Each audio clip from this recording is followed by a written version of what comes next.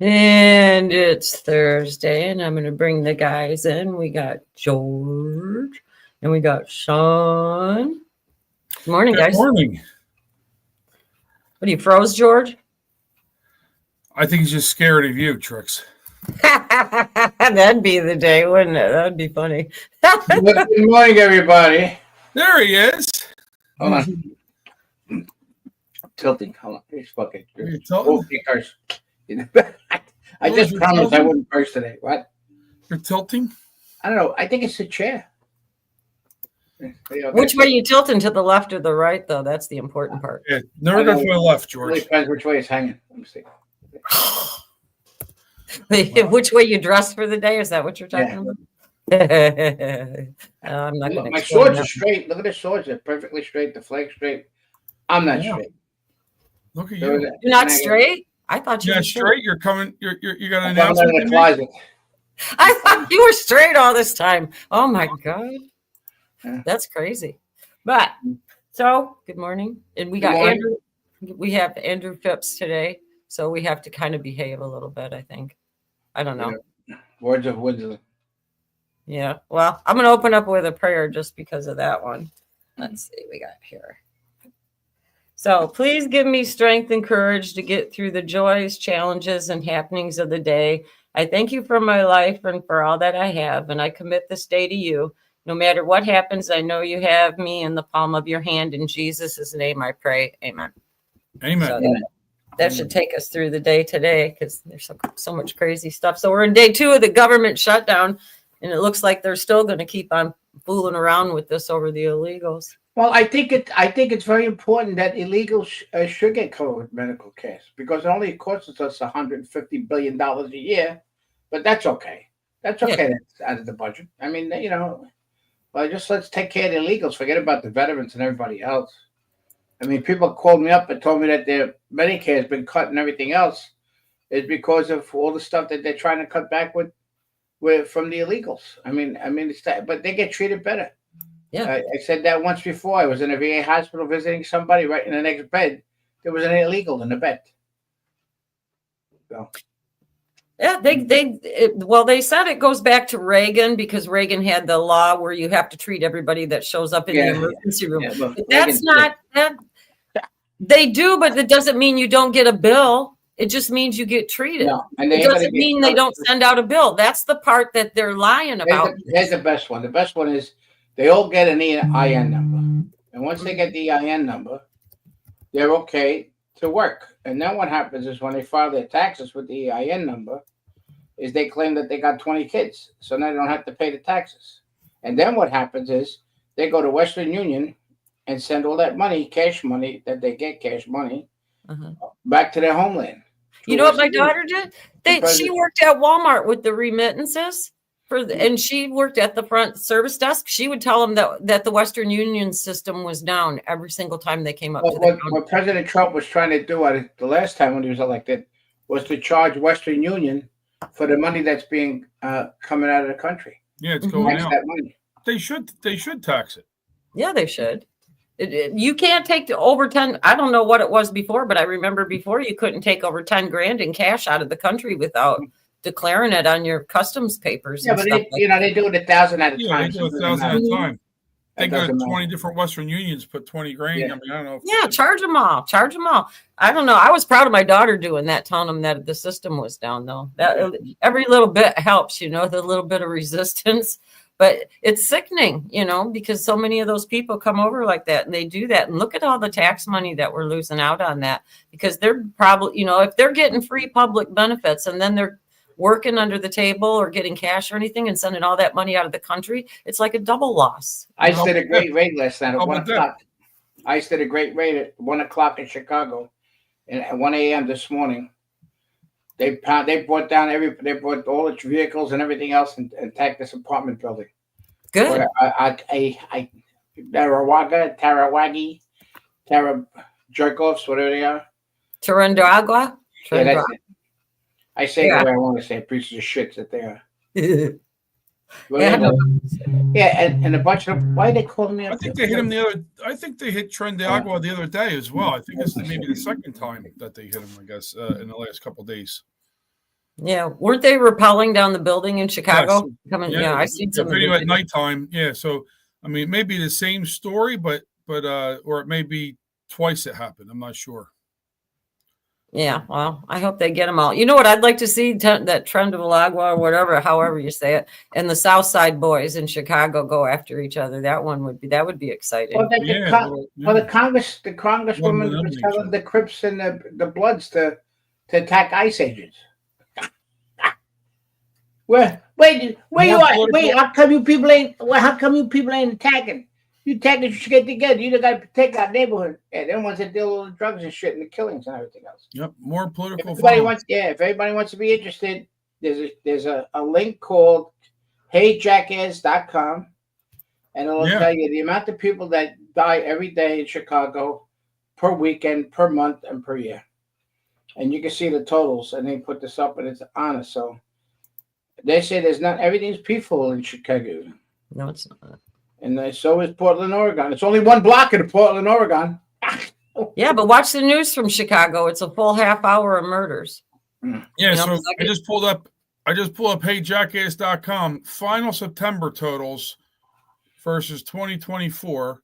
Well, shot and killed 41, down 13%. Shot and wounded 144. Total shot 183, down 39%. Total homicides 46, just in September alone.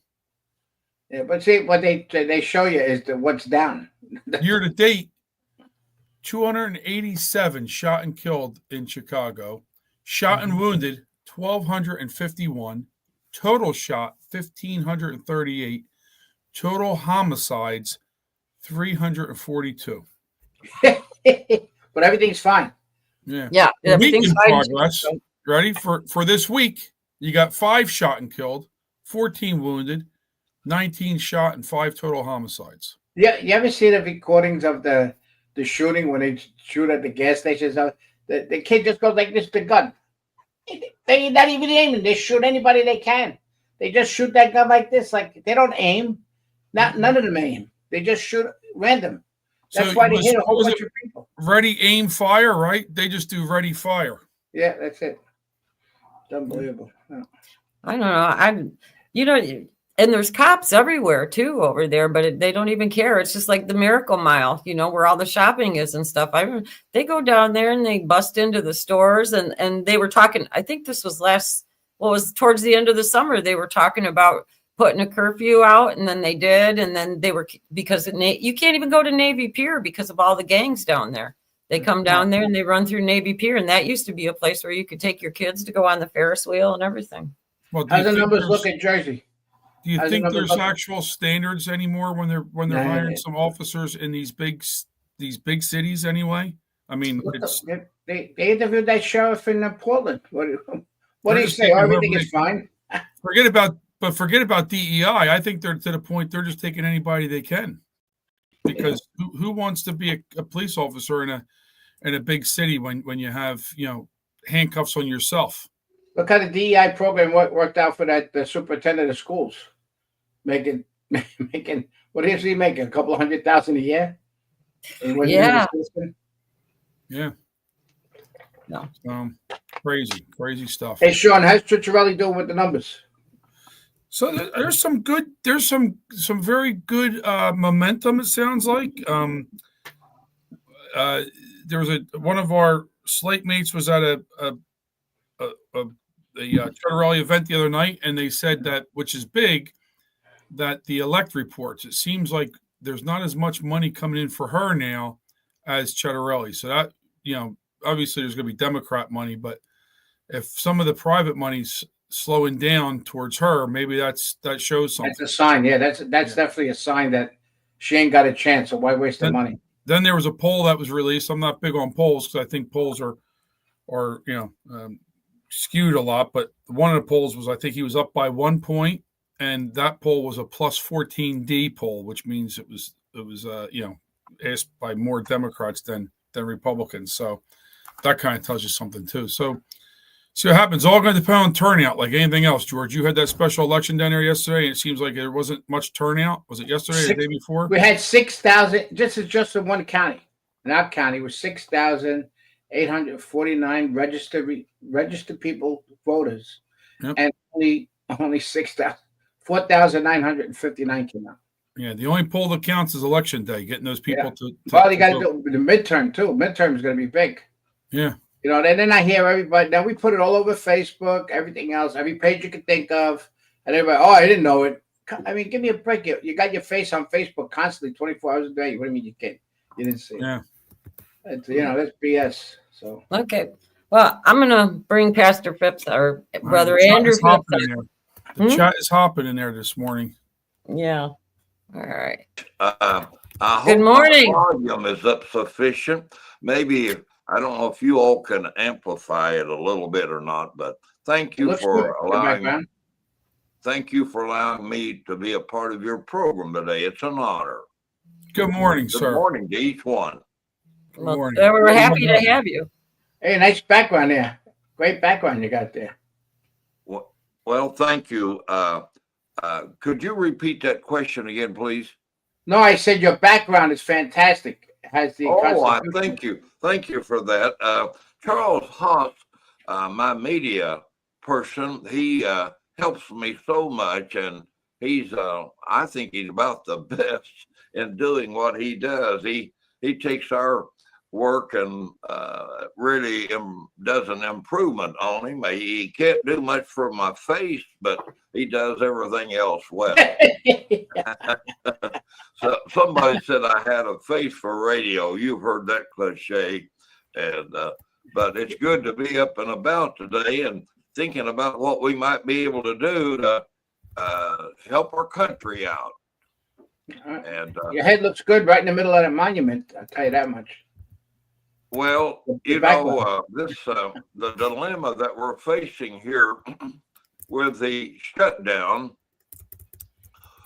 which has been done by Chuck Schumer, obviously. You know, we have video of him saying exactly what we're saying, that, you know, we don't need a shutdown and that we ought to come together and reconciliation. And as I understand it, the continuing resolution would keep funding at the levels that we have it.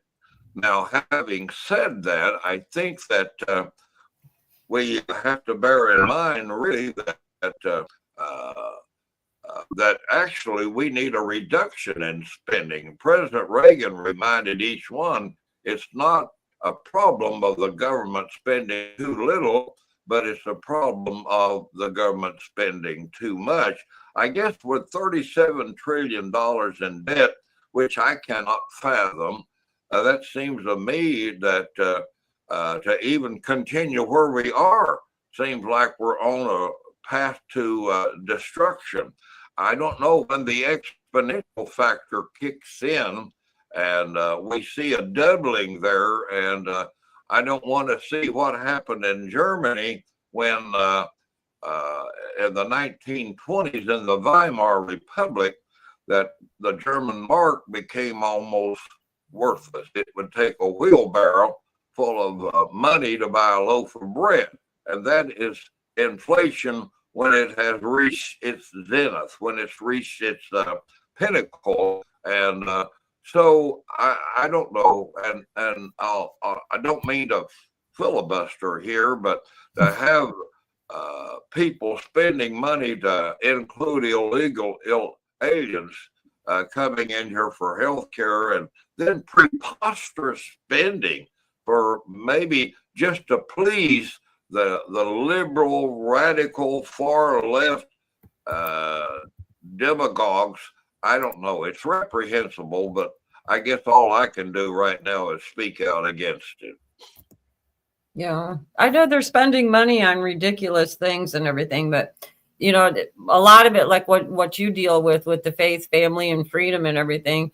The people, the left is funding things that are totally anti-family and that bust up the nuclear family.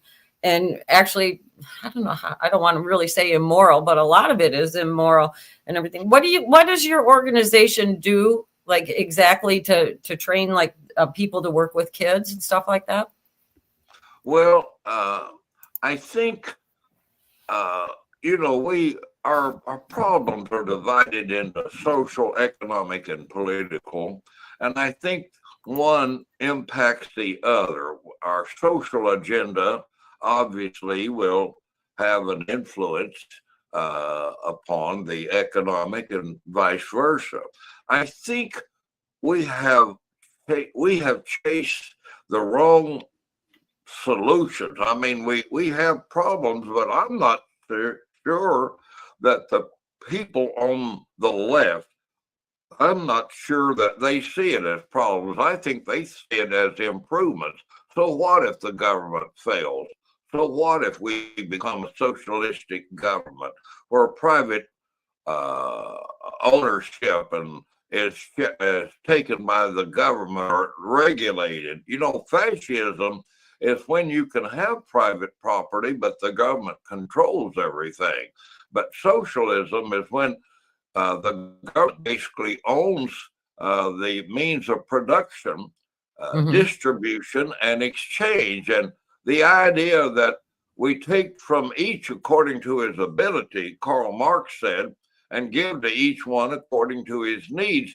Unfortunately, that doesn't work. We've tried it too many times in other countries, and we've seen it fail. When we take out incentivization, when we take away incentivizing people to produce and come up with new products and research and development, we soon find out that nobody is waiting on the government. I think Prime Minister Margaret Thatcher said it well. Eventually, you run out of somebody else's money.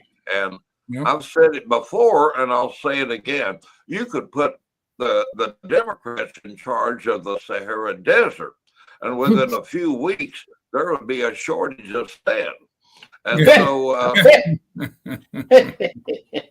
That's so that's about remember that where one. we are. And again, I appreciate your allowing me to have some participation here.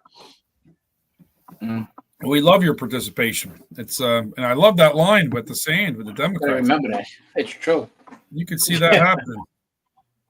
Well, you know, I think that we can put people in jail for taking other people's money, but we don't have that ability to do that with the Congress people. The House of Representatives, they are the appropriators. They pass the budgets and so on. But, you know, I can remember a day and time when basically we live within our budget. That was not a foreign concept. I mean, if you go back in history a little bit, you'll find out that people like Calvin Coolidge, he said the business of America is business. We have to remind ourselves that the good products we have today, they have come from the ingenuity, the productivity of entrepreneurs, people that wanted to start a business or start an enterprise, and we are the benefactors. That's why we can choose our toothpaste. We can choose the suit of clothes that we want to wear, and we can find out, is it within our price range? You know, this socialist, this communist up in New York City, Mom Donnie, wow, you talk about being eccentric. That fella, he's proposing $30 an hour minimum wage. Can you imagine eating a McDonald's? When he gets through, you'd have to take your checkbook in order to pay for it, because when Thomas Sowell, one of the best economists, Milton Friedman, who championed freedom, he said, the more freedom you have, the more free enterprise you have. The less freedom you have, the less enterprise you have. It just doesn't work to have a controlled society and then allow people to have choices. I mean, if you want to have your cereal, I guess you can choose from Wheaties or cornflakes or whatever you want. At least you have a choice. Can you imagine? We've seen the failure of the government in its trying to control our health industry. Now we're going to see it in our consumer products. It's well, what it is, these politicians like OAC and different ones, and Schumer is now beholden to them. He's going to lose his base, and he may lose his Senate seat, and he may lose his position as leader simply because he's not far enough to the left. He's not their kind of ideologue. At one time, he championed more traditional Democrat Party values, but today the party is controlled by leftist people that really don't like America. They want to come to America and then make America like the country they just left, that they just hated.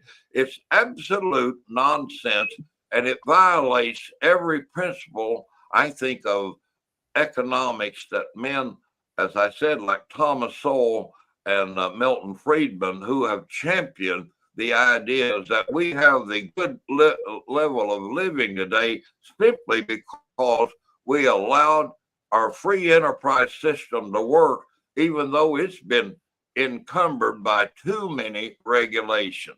And again, I apologize for just getting too far along in my, I don't want a dissertation. I hope I'm answering some of your questions.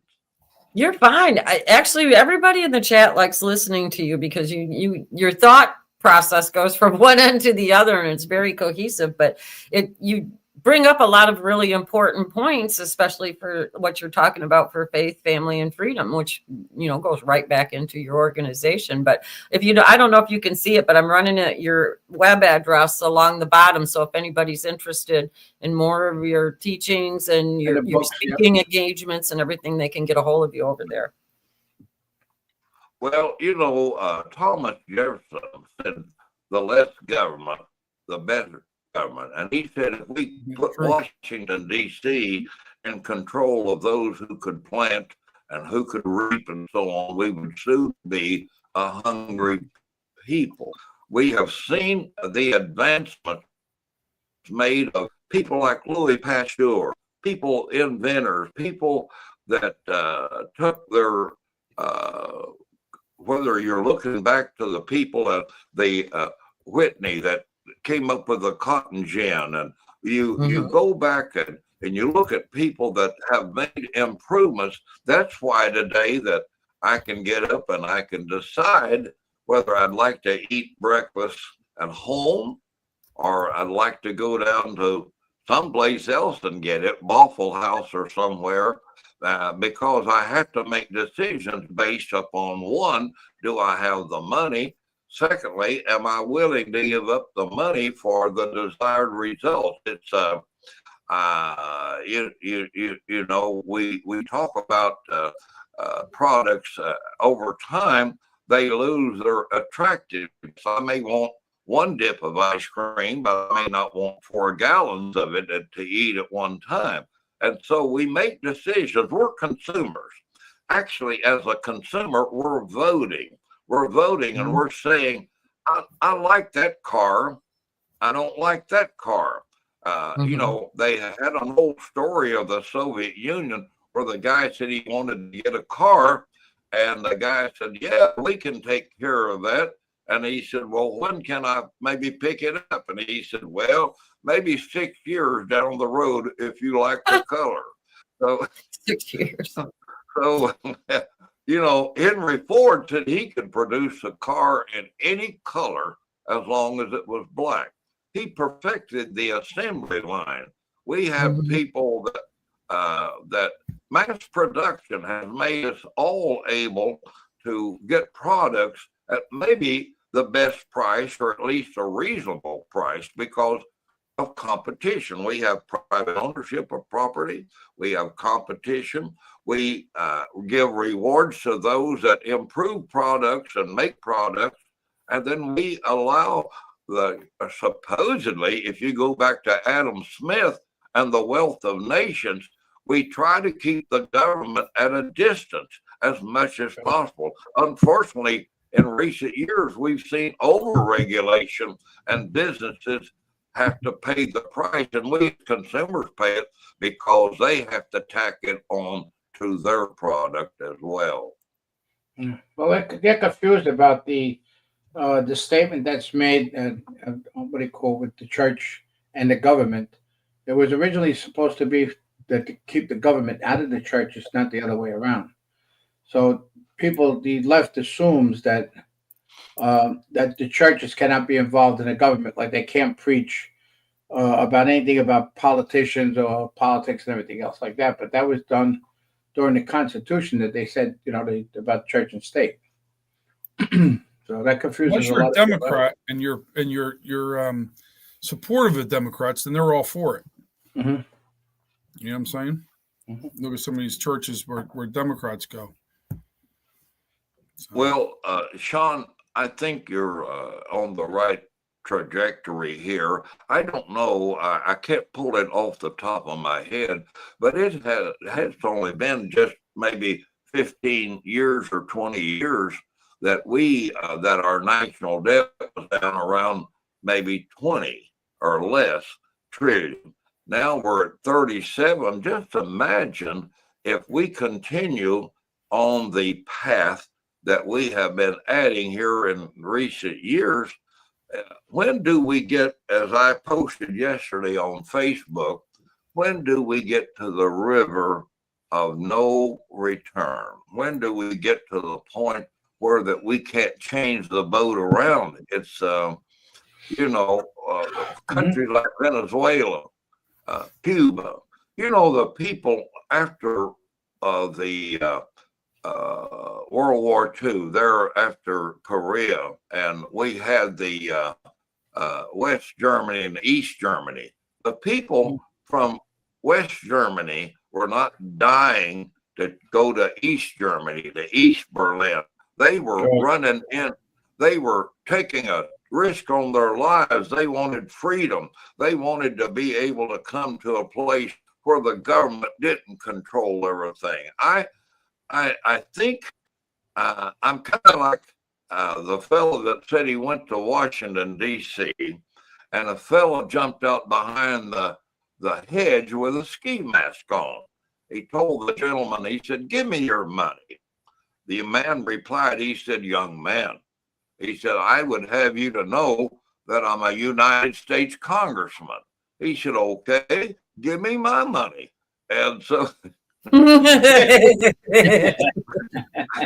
Sean, that might be something tricky you guys could think about. But I plan to go to D.C., the Lord willing, on October the 13th. I want to do some interviews up there.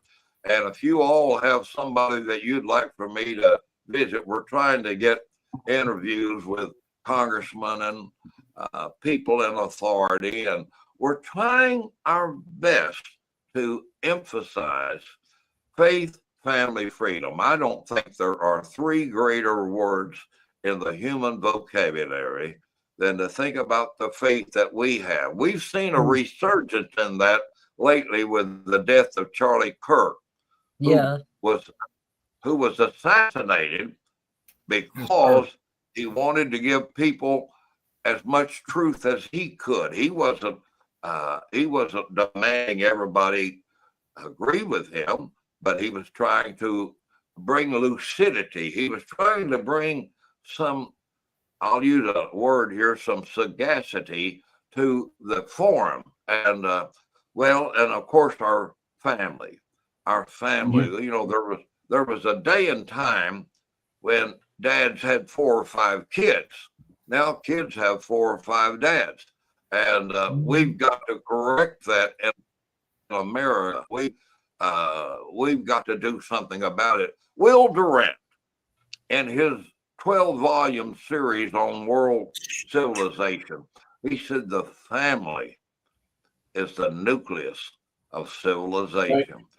And as the family goes, the churches go. And as the churches go, so goes America. When we forget God, when we leave him out of the equation, out of the narrative, we do it at our own peril. And of course, then our freedoms are in the balance. And that bothers me to think about that there might be a time when the cherished freedoms that I have and you have, that we enjoy here being on your wonderful broadcasts, that we might not be able to share those. Isn't it amazing how that our founding fathers put so much emphasis upon these freedoms? You know, when Thomas Jefferson, who was age 33, Franklin was 70, John Adams was 43, Roger Sherman from Connecticut, Robert Livingston, a shoe cobbler from New York,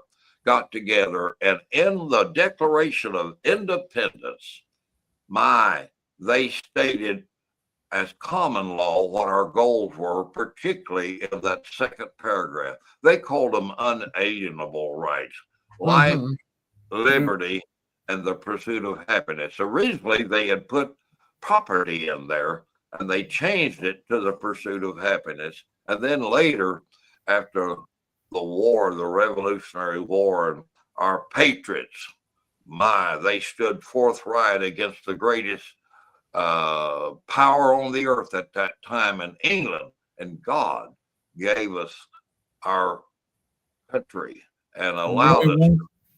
You're only one generation away from losing freedom, right? I mean, that's the truth. People forget. Well, pardon me? You're only one generation away of losing your freedom. People forget that. Absolutely. And of course, you know, we have freedom because the Lord said that he said, where the Spirit of the Lord is, there is liberty. And where there's no Spirit of God, there is no liberty. These people that have fled Cuba and come from these totalitarian states to get here, I mean, we don't have anybody, as far as I know, getting in a boat and being at sea trying to go to Cuba. I don't think we do. But they tried to get here as best they can, and everybody has it within their DNA, I believe, a longing to be free, to be able to speak, be able to write, be able, you know, the First Amendment says Congress shall make no law respecting an establishment of religion, nor prohibiting the free exercise thereof, nor shall freedom of the speech, press, petition, and peaceful assembly be denied. That a preacher by the name of John Leland, Baptist preacher, helped James Madison, who was the basic architect of the Constitution, to insert that into our Bill of Rights by 1791. And I told a professor one time, he said, there's no mention of God in the Constitution. I said, well, why did they say that it was ratified on September 17th, 1787, in the year of our Lord? I don't know. Maybe he knew something I didn't, but I don't think so. Yeah. What you said you're on Facebook, which I just sent you a Facebook friend request, but are you on any other social media platforms? I'm on Spotify and Foundations podcast, and we do some television. We've been they had been showing our program on Greater Love TV. We were on television in Bristol, Virginia, Cleveland, Ohio, and we were on our own local Indiana station for years. And it was bought out by Univision, and it's a Spanish station now, so it affected all of our programs. But we had a tremendous outreach. By the way, if you'll permit me, I just returned from the National Quartet Convention in Pigeon Forge, Tennessee, and I had a great time there. Southern gospel singing, and they gave a page in their magazine to me and my wife Shirlene, for 50 years. This is 50 years that we've been hosting radio programs on one of the largest FM stations here Wow. in the area. It's a country station, and we have the only gospel singing program that basically has been on it. There may have been another one or so, but we're the only ones now. And our favorability, our ratings, they tell me that were great simply because we provided music that people enjoyed, good harmony singing, good lyrics. And let me also say this to each of you, that if it ever gets convenient for you, I'd like to have you on our podcast and TV. It would be an honor to have you folks. That sounds good. Right there, and you can get with Charles Haas again, and he can set it up. He's the best at that, and we would be privileged. We're trying to get a message out. I plan, as I said, to go to DC.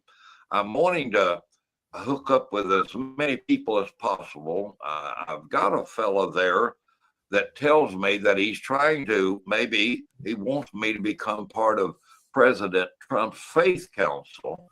And That's wonderful.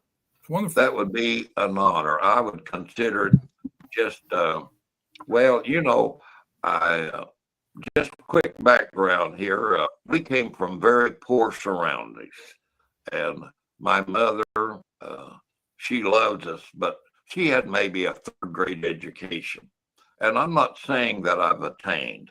I'm not saying that I have arrived. But I did a book last year called It's Always a Struggle, But. And I think some of the struggles that we face, everybody faces them. There'll be a loss of a loved one. We lost our youngest son in 1979 to a malignant brain tumor. He was only 6. About killed me and my wife. And getting an education. I was privileged to get my MA degrees, Master of Arts from Ball State University. I've had a couple of doctors bestowed upon me. I don't know if I'm worthy or not, but they gave them to me just the same. And but so again, I want to have you folks join us sometime. And again, if you know of some people we need to reach out to, please let me know. That'd be an honor.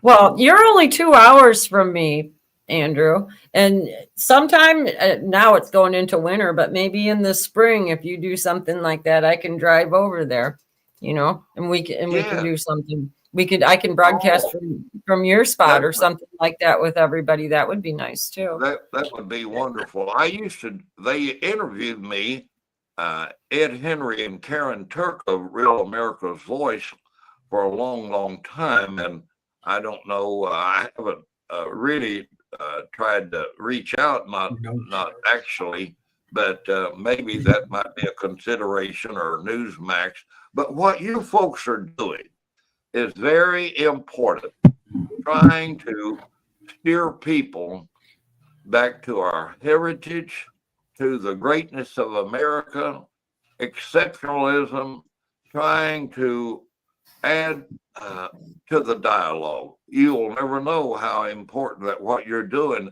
and it is appreciated. I know it's appreciated by me. Well, you could, when you go up there October 13th, if you go to the Capitol, see if I could get in touch with Byron Donalds, who's going to be running for the governor of Florida. Yes. He has a very interesting story how he became a Christian. Yes, I'm familiar with him on Facebook. I'd like to get with him, and also I'm going to see him tonight. Okay. And I'll mention him if he's going to be up there. I love 13th. it. And also, I've been privileged to interview people like Ted Cruz, and I did a brunch for his dad, Ryefield, and back when he was running for president, maybe in 2016, I've interviewed James Comer, who is doing the investigation on his House Oversight Committee of the Bidens. Right. He's from Kentucky. That's my folks' home state, and I'm looking forward seeing Hal Rogers and Andy Barr, who's running for for Senator McConnell's seat next year. I know there are others in the race, but I met Andy Barr at a function. Nice, very nice man. Good man. A lot of people don't like him, but because he's a man of God and a man of his word. Well, I've always had an interest in the political things. Seemed like even as a youngster, it was something, I don't know whether it was something that I ate that I didn't agree with or what, but it got me interested in politics. And I've always tried to, I don't know, it's something that just was fascinating to me. And I don't know, maybe what I can add by what we're doing now might be as important, but I had aspirations of actually serving in the Congress. I was running against Mike Pence, believe it. And I got an ear infection and dropped out and supported Mike. As a matter of fact, he called me just a couple of weeks ago. We didn't talk politics or anything. We just talked about family, grandchildren, and old times, having fun and laughing and all like that. He's still my friend. I don't pick friends based on whether or not I agree with every decision. And that's not to say that I don't agree with him. I'm just simply saying that, we can't pick friends on whether or not somebody else might like them or whatever. I don't want to do that. Nobody would never have any friends if that was the case, right? George would block me on his phone if that was the case, right, George? Yeah. What I do, Andrew, is I pray for the people I hate, so I feel better. Yes, sir. Yes, sir. Well, we have to do that. And now, if I run out of time here or whatever, you just well, we're right at that moment, Andrew. Actually, we're right at that time where I got to cut you off. All right. God bless. Have a wonderful day. I'm going to see Byron Donald. I'm going to see Byron Donalds tonight, and I'll speak to him about if you're up in Congress at October 13th. That you can look out for him. Okay, and I'll get in touch with you. All right. And Sean, thank you all. Trixie, thank you all for having me today. I appreciate it. I appreciate what you're doing. God bless you all. Yeah, well, we want you back on a regular basis. Well, anytime you want me, let Charles Haas know it, and I'll. He's a nice guy. I got Charles' info, so we'll have you back. We'd like to do it on a regular basis. So. Okay. Okay. All right. Thank you so much, Andrew. Pleasure as always. Appreciate it. Thank you. Bye-bye. Thanks. Bye. God bless. Bye. Bye. Thank you. Bye-bye. Yeah. Always love having him. He's got good stuff. But the thing about Byron Donalds, he was a waiter in Cracker Barrel, and he became saved in the Cracker Barrel parking lot. So yeah. Really? So wow. Yeah.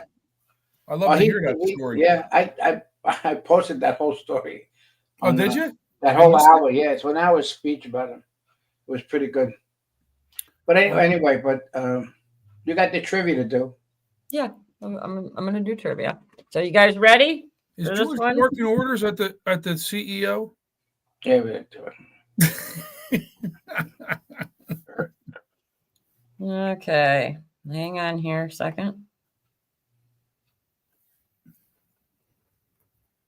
No. Oh my God. Where'd it go? Can't find it. Hang on a second. I'm finding it. Okay. Ready? The Constitution is not a document for the government to restrain the people. It is an instrument for the people to restrain the government. Who said that? And I'll repeat it again. It's the Constitution is not a document for the government to restrain the people. It is an instrument for the people to restrain the government. Stacy looking over at Billy right now.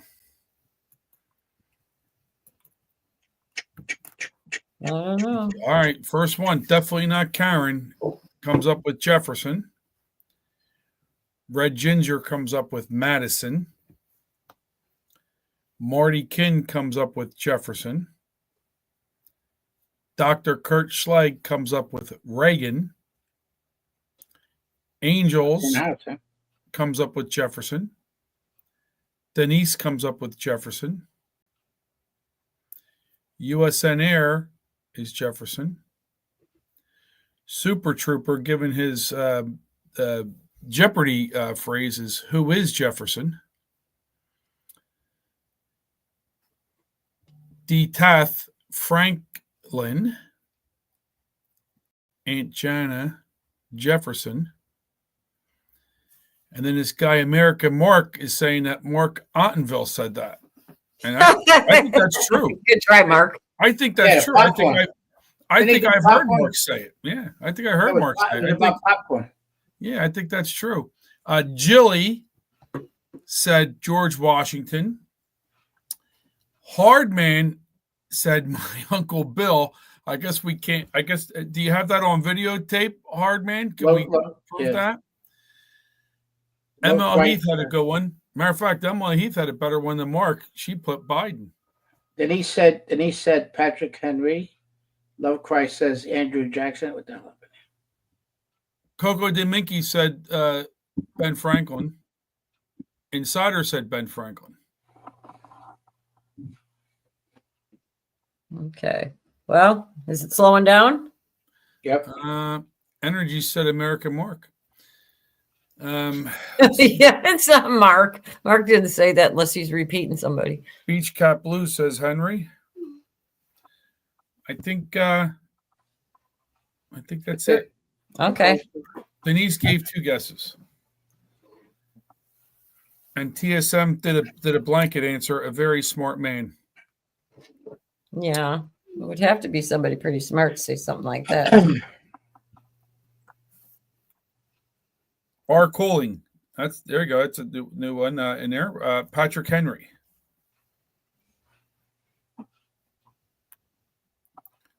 How about Ed Henry? Did he say that? Could have. Uh-oh. Who's going to call? No, got a call. It's Tom Holman. Hello, Tom. Yeah, how you doing? All right. Yeah, no problem. Anything to help you out? You okay? I'll give you a call later this afternoon. All right, brother. Take care. Thank you very much. No problem. I know you're busy. Appreciate that. All right, bye. Bye. Thank you. Bye. Oh, who was that? Tom Holman. Wow. Wow, aren't you? You're getting phone calls at home now. You should have gave him an Elvis. Thank you very much. Thank you very much. Oh, I could do that. I could do it in a deep voice. Yeah. Oh, USN Air comes up with a good one in the chat. Hit the like button. Yep. Yeah, don't forget that. If you hit the like button, Tom Holman will call you at home too. Yeah. I got nervous. He called me up. Well, yeah, I know. What did he tell you? You gonna tell First us? thought he was getting deported. Yeah.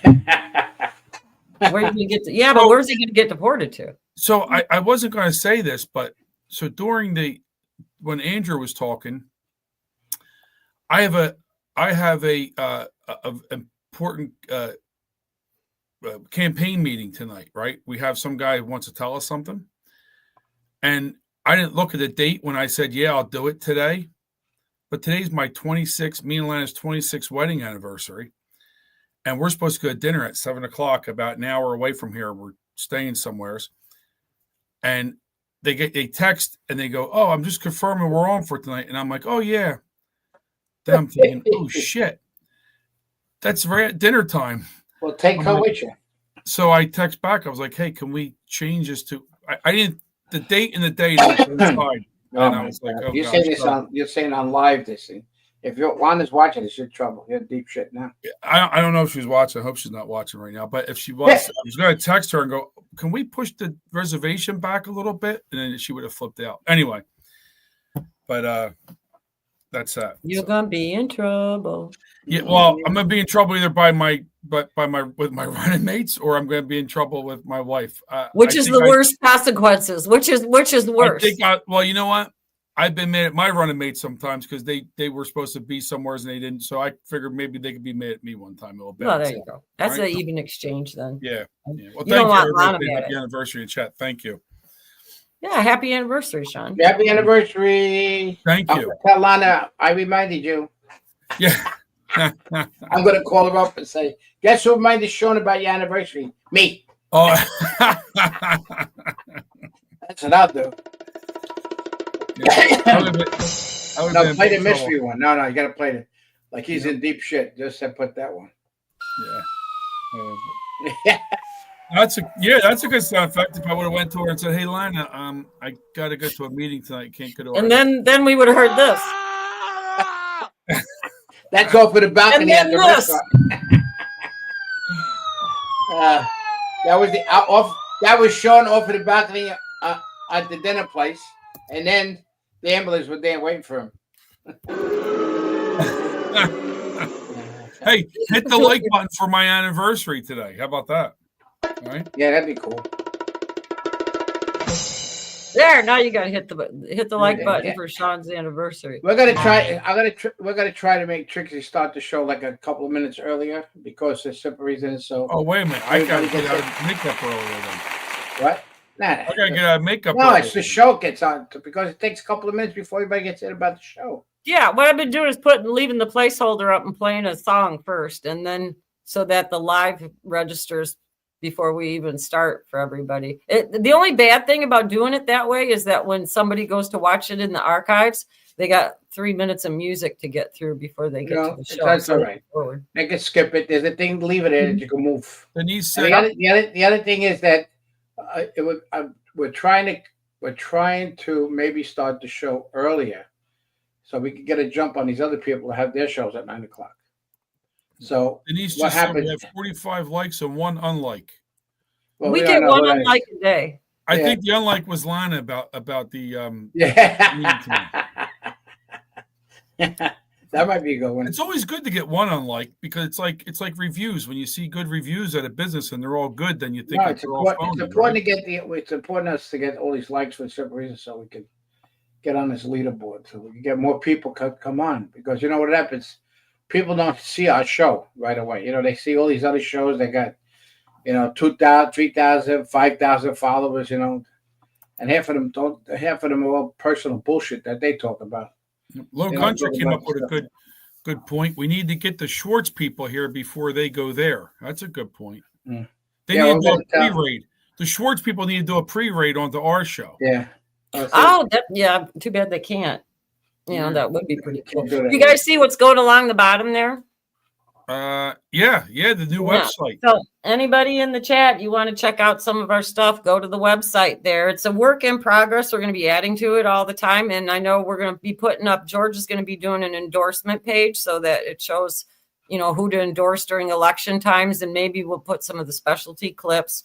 But there's different stuff on there. There's Losing Your Shit and George's rant and some of the Great Awakening stuff. But there's, you want me to investigate anybody that is running in your state or city, I will gladly do that. And if they're well deserved, we'll endorse them. We don't, the guy that I endorsed down here in our district, I know it was going to be a tough race for him because in this district here, this area here, we got clapping seals that everybody just they clap at everything. The guy was a rhino. His net worth was $100 million. The one that won. He's a dermatologist. He's for the vax. It's easy to endorse the guy with a lot of money.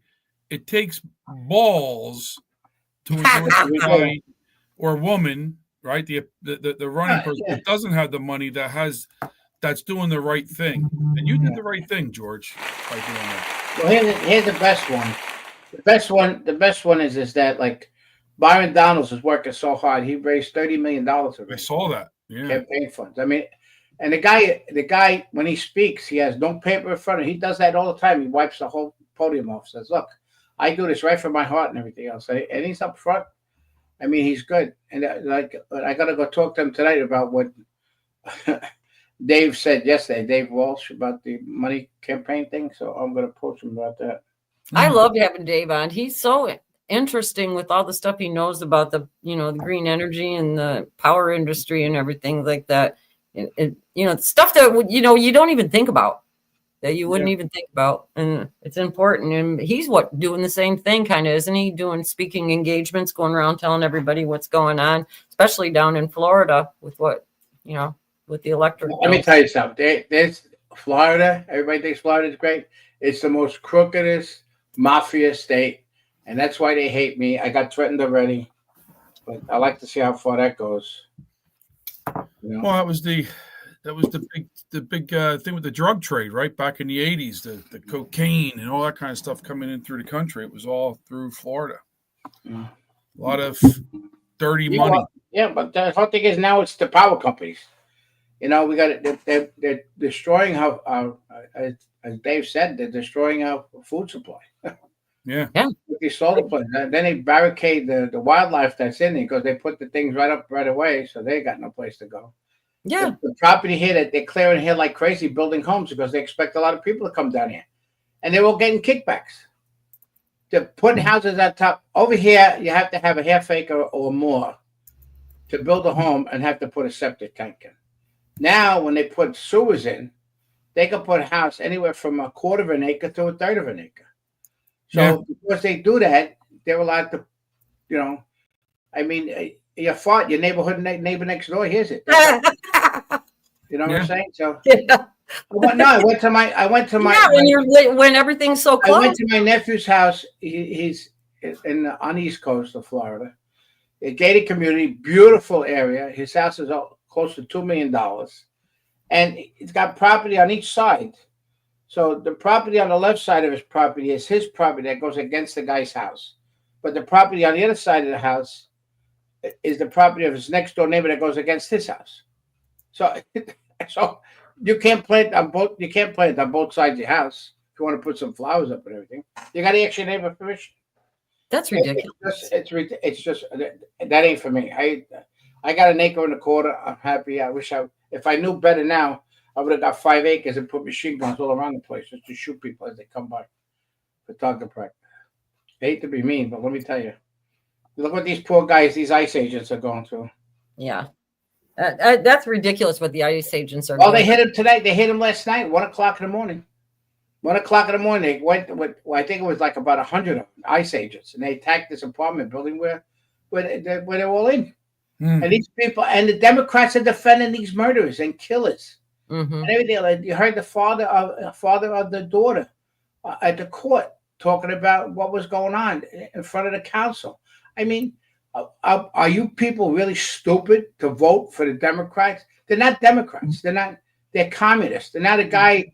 Kamadami there, Alibaba for New York gets on the View. He says, "Well, no, I'm not a communist. I'm a democratic socialist."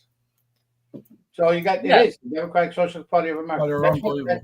Well, that's the ones that's the ones that are dumping money on all this stuff. It's all in a circle. I can follow the money. And, the thing with the Mondami, did you notice that Hochul came right out and endorsed him right away? He has not endorsed Hochul yet. That's right, and he's not. He will not. And here's the thing: Hochul Dokel is worried about her election, and what's her name is running against her, and she'll win. She'll win. The people in New York. I told my brother-in-law's got a house. My brother-in-law's got a house in Bensonhurst, Brooklyn. It's a couple of $1 million. I told him you better sell it because if this piece of shit wins, he's got that thing that he could do. Oh, real estate value is going to plummet. He's going to have roommates with mine. Eminence domain. They'll take over your whole house. Yo, you got room in this here that we're going to split up the whole room in it. And my brother-in-law is like, he's from the other side of the country. Let me tell you, he's like a fig tree. He doesn't care. He likes the Chinese people around him. He's starting to talk Chinese now. Get about time. Well, it's the big thing is if they want to take over your house or something. They'll do it. Listen, I got that thing. I think everybody should get one for the front of their door. Before you went to this house, make yourself right with God. That's what I can tell Yeah, you. they have a farm here in New Jersey. It's been a national story. It's called Andy Henry's Farm. You can look it up. It's a town that's probably 15 minutes north of me, Cranberry, New Jersey. They're taking a portion of his farm for high density housing. They're taking it by eminent domain. Brooke Rollins is kind of involved in this to try to stop it. So they want to take something, they take it. It's scary. Yeah. Oh, they can do it. It's in the, they did it with the railroad tracks, with the railroad trains, many years ago. People don't know history. You gotta learn history. They should do it to the UN, though. I think they should eminent domain the UN. Take it. UN should go. I think UN should go to Uganda. Let him see. Well, yeah, but I mean I'm talking about the building. Number one, they're in this country, New York. Right away, they can go any place they want. They get limos all around the place. They block. Yeah, they got diplomatic immunity. Diplomatic immunity, so they can rape a woman, no problem, because they can run away, whatever they have to do. It's been done that plenty of times, and this should not be here.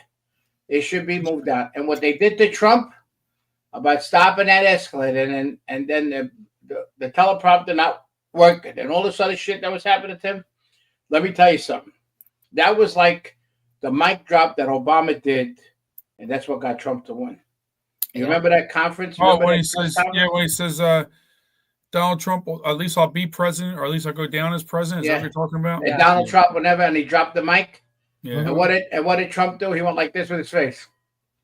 Yep, that's when he ran. And then bingo. Guess what? Oh, you're talking about the dinner. You're not talking about the dinner. No, the dinner. Okay, you're talking about the dinner, and he was busting. What is that? The press conference, whatever the hell that shit was. Oh, I know which one. Yeah. Yep. Obama went there, dropped that mic. Oh, we're over our time. Yeah, I know. God bless everybody. Wait for Tamara and Frisky for hit the like on the way out. Yeah, hit the like. Well, yeah, if you hit the like button on the way out, you get really smart, really good looking, and you get very educated if you hit the like button. I hit the like button a lot of times. That's why I'm so good looking. Oh, where's the go, George? Go, George, man, George. George's got those disco moves from back in the 70s and 80s. You never do it. What was it? This one? I used to teach. What do you call it? George, did you ever go to Studio 54? Yep. I was there. My brother got there once. Oh yeah, he was there. Yeah, he's old enough. Yeah. Yep. All right. See you guys for Frisky Friday tomorrow. Be there, be square. Hop in over to Mike Schwartz's right now. This will be full tomorrow. Oh boy. Bring your dollars tomorrow, George. Yeah, maybe he'll jump on the pole tomorrow and dance to the music on the way out. Yeah. Okay. See ya.